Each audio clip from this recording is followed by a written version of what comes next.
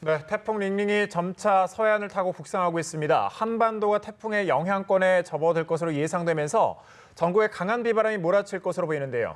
네, 김승배 한국기상산업협회 본부장 모시고 태풍 상황과 전망 자세히 알아보도록 하겠습니다. 어서 오십시오. 네, 어서 오십시오. 네. 이번 태풍을 보면 비보다는 역시 바람이 강한 것 같습니다. 여러 가지 큰 피해가 지금까지 계속해서 보고가 되고 있는데 최대 순간 풍속이 초속 40m 이상 역대급 강풍이라고 합니다. 이게 도대체 어느 정도인가요? 이제 태풍이 지날 때 이 정도의 바람들을 이제 늘상 부는 게 이제 태풍의 위력인데요. 네. 우리나라에서 태풍으로 가장 강한 바람이 2003년도 태풍 매미였거든요. 그때가 최대 순간 풍속이 초속 60m였습니다. 자, 이 태풍 링링으로 오늘 새벽 3시 반경에 가거도에서 52.5m의 바람이 관측이 됐거든요. 네. 초속.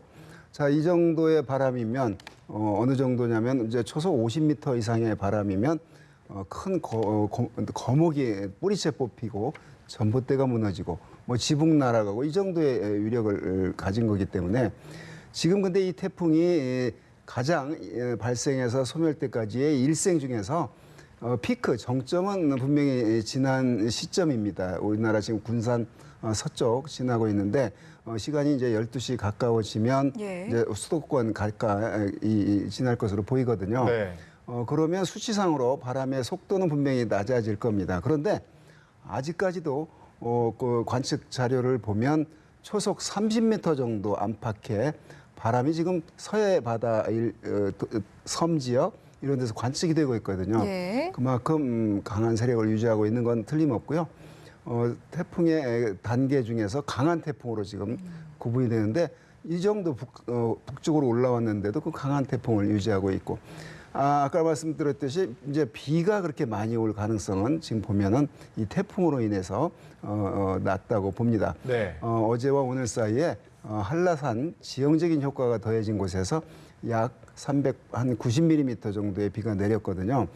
나머지 지역들, 지형 효과가 없는 지역들은 태풍치고는 그렇게 많은 비는 아니라고 보여지고 역시 우리나라 한반도 태풍의 중심에서 가까운 서쪽 지역에서 그 상당히 강한 바람들이 관측이 되었습니다. 예, 대략적인 내용을 짚어주시긴 하셨는데 이렇게 태풍이 왔을 때는 또 지역별로 언제쯤에 가장 좀 조심해야 되는지 이런 부분을 알면 좋을 것 같아서요. 지금 군산 중심이 서쪽을 지났거든요. 앞으로는 이제 우리 서울, 경기 수도권, 그다음에 황해도니까 이제 북한 지역이 되겠는데요.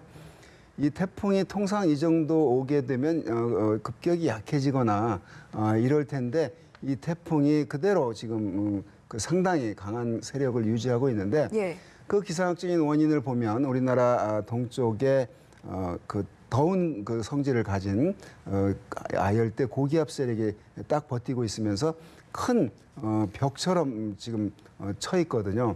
그래서 이 태풍이 동쪽으로 방향을 틀지 못하고 있거든요.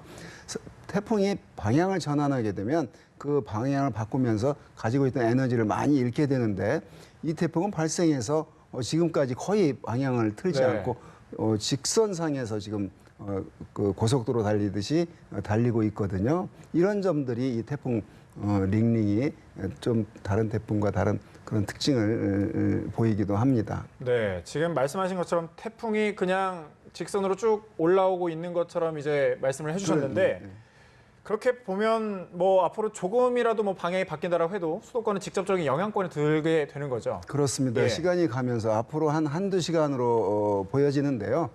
지금 바깥 서울 상당히 바람이 강하게 불고 있거든요. 더 중심이 더 위쪽으로 올라온다는 얘기니까 현재 그 바닷가에서 관측된 자료에 따르면 한 초속 29m, 30m 이 정도의 바람이 지금 불고 있으니까 태풍의 기준이 뭐냐면 중심 부근에서 초속 17m 이상의 바람이 불면 그때부터 태풍이라고 이름이 붙여지는 거거든요. 자, 17m라고 하는 이 정도의 바람 세기도 상당히 위력이 있는 태풍인데 한 25m, 30m의 그 강풍을 아직도 유지하고 있기 때문에 이 태풍이 피해가 점점 약해지고 있으면은 틀림이 없지만 앞으로 적어도 수도권 입장에서는 한 서너 시간 동안은 그러니까 지나고 난 뒤에도 해당이 되기 때문에 서너 시간 동안은 긴장의 끈을 늦추지 않아야 되겠습니다. 특히 이 서울과 같은 수도권 대도시는 건축물, 여러 가지 시설물들이 많기 때문에 네. 더욱더 그렇습니다. 네.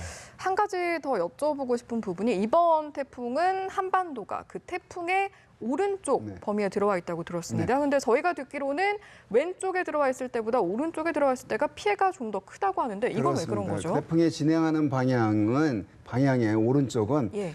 태풍 자체에 있는 회전력에다가 늘 불고 있는 편서풍의 힘이 더해지는 지역이고 왼쪽은 자체 회전력에서 그 태풍이 좀 감해주는 그런 역할을 하기 때문에 태풍이 진행하는 방향의 오른쪽을 좀 더 위험하다, 더 유력이 그 힘이 에너지가 크다. 네.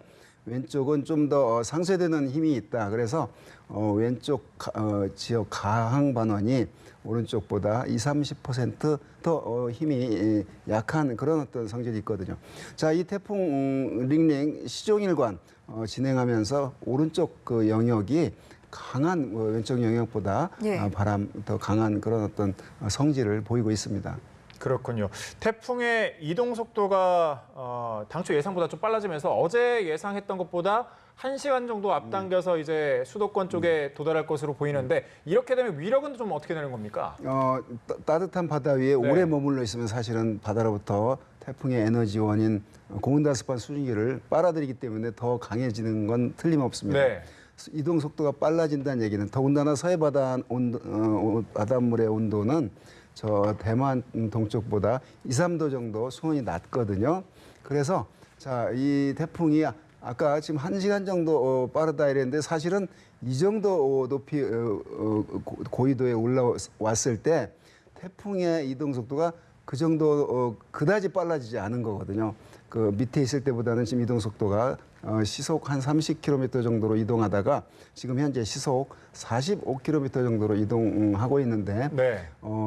이 태풍이 동쪽에 아열대 고기압이 버티고 있고 서쪽에 그 건조하고 찬 공기의 어떤 힘이 지금 그렇게 강하지 않거든요. 예. 그래서 이 태풍이 지금 그 강한 세력을 유지하고 있는데 예. 통상 상층의 강한 제트 기류를 만나서 갑자기 도망가듯이 휙 가는 게 이제 다른 태풍들의 어떤 이동 우리나라 부근에서의 예. 이동 경로인데 이 태풍은 시종일관 그대로 상당히 강한 세력을 유지하면서 군산 서쪽까지 왔고 예. 또 앞으로 1-2시간 사이에 우리 수도권 서쪽에 올 것으로 보입니다. 네. 그리고 황해도로 상륙해서 북한 쪽으로 가면서 북한에 좀 역시 바람 피해를 줄 것으로 보입니다. 예, 알겠습니다.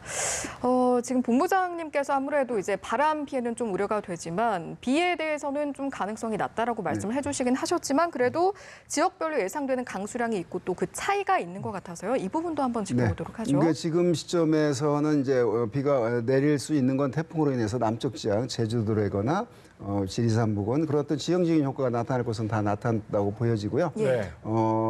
자, 그 비가 올 수 있는 어떤 그 1-2시간 사이의 근거가 이제 레이더 영상을 보면 이 바다 쪽에 그러니까 태풍 진행 방향의 비구름들은 바람은 오른쪽이 강한데 주로 왼쪽에 지금 있는 형태를 보이고 있거든요. 그래서 우리가 살고 있는 이런 어떤 내륙 쪽에 비가 더 강해질 가능성은 그런 구름 영상을 분석해 보니까 낮다 이렇게 보여지고요. 태풍으로 인한 비는 거의 올 만큼 왔다. 그렇다고 바로 비가 그치는 건 아니고 앞으로도 좀 어떤 잔여 그 비는 내릴 것으로 보입니다. 네. 어찌됐건 앞으로 전체적으로 보면 내일 아침까지는 그 바람이 강하게 불 것으로 예상이 됩니다. 그렇군요. 이번 그 태풍이 흔히 말하는 피해를 많이 준 태풍 중에 하나인 가을 태풍 아닙니까? 네. 근데 이 가을 태풍 최근에 그 기후 변화로 인해서 우리나라도 약간의 아열대성 기후로 이제 변하고 있다라고 하는데 이런 가을 태풍이 피해를 주게 되는 것 중에 하나가 계속해서 이런 기후가 좀 변하기 때문에 그러는 거 아닌가 싶은 생각도 있더라고요. 이건 좀 어떻게 보십니까? 그렇습니다. 네. 이제 기후 변화, 지구 온난화로 인해서 공기의 기온이 따뜻해지는 네. 건 그런 추이고요. 자, 공기의 온도가 높아지면 공기와 접하고 있는 바닷물의 온도도 상대적으로 높아지는 추세거든요. 네. 예. 자, 이 바닷물의 온도가 높아진다는 얘기는 태풍이 발생하기 좋은 여건을 자주 만들어줄 수 있고 또 태풍이 발생해서 한반도 부근까지 북상했을 때 찬 지역임에도 불구하고 이 태풍의 강한 세력을 유지할 수 있는 그런 어떤 근거가 되거든요.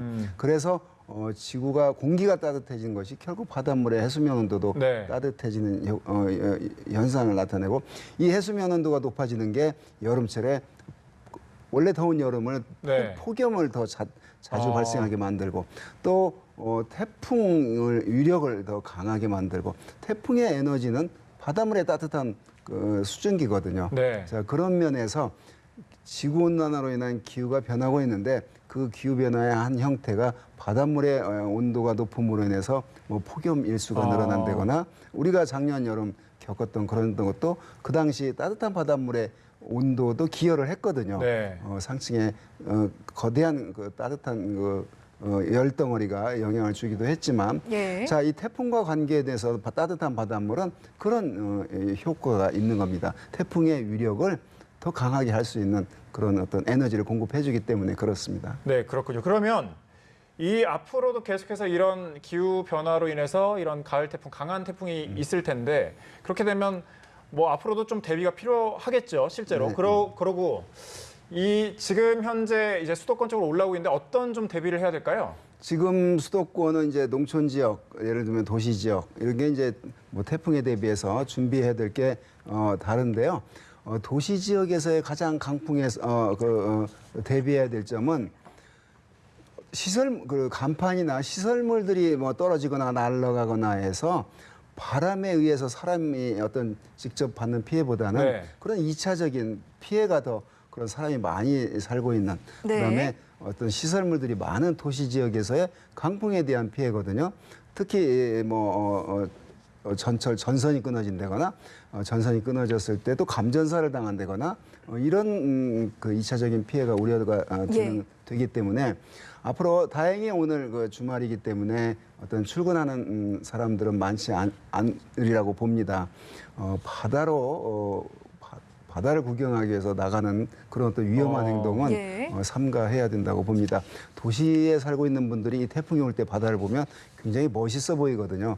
그런데 가까이 접근하면 큰일 납니다. 예, 알겠습니다. 대비책까지 들어봤고요. 오늘 말씀은 여기서 마무리 짓도록 하죠. 지금까지 김승배 본부장과 함께했습니다. 고맙습니다. 고맙습니다. 네.